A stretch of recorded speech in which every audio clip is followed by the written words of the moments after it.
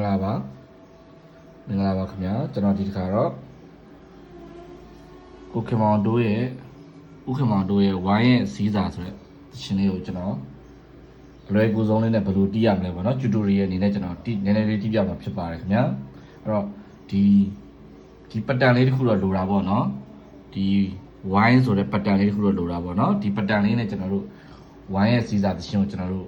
တီးကြည့်မယ်ပေါ့နော်ကျွန်တော်ရဲ့တန်တန်းအကိုကြီးတယောက်ကမေးလို့ကျွန်တော်နည်းနည်းတီးပြမှာဖြစ်ပါတယ်အဲ့တော့ကျွန်တော်တို့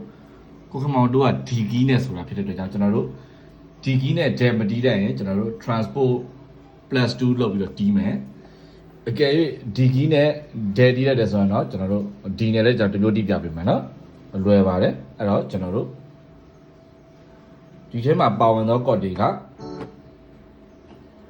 ကျွန်တော် C နဲ့ပဲတီးမယ်ပေါ့နော်ထွက်နေရတော့ဒီကီးပေါ့နော်အဲ့တော့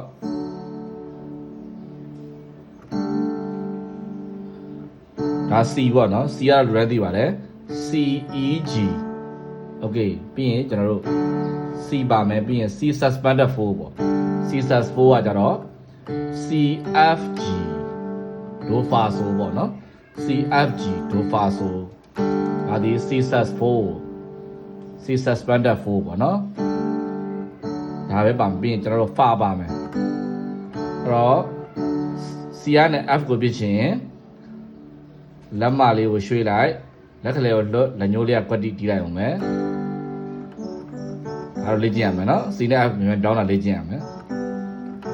ဒါ C ပေါ့နော်လက်တန်းလက်ကလေးလက်မပြီးရင် F ပြစ်ချင်လက်မလေးက A ပေါ်ကိုရွှေ့လက်ညှိုးလေးက F ပေါ်မှာကွက်တီးပဲတီးလိုက်အောင်မယ်ဒီဘက်လက်ကလေးကလွတ်လိုက်ပေါ့နော်ဒီလိုတီးရမှာဖြစ်ပါတယ်ဒီလိုတီးရမှာ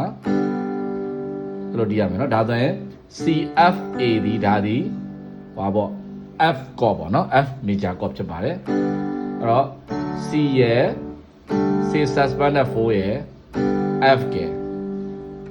ဒါပဲပါမယ်နော်အဲ့တော့ကျွန်တော်တို့ကြည့်ကြည့်အောင်နော်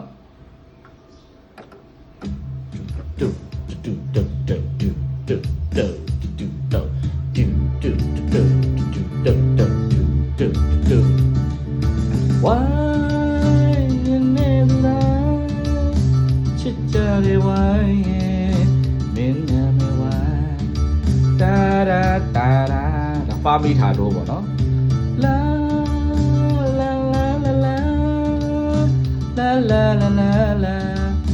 လာလာလာစီစပါရာဖို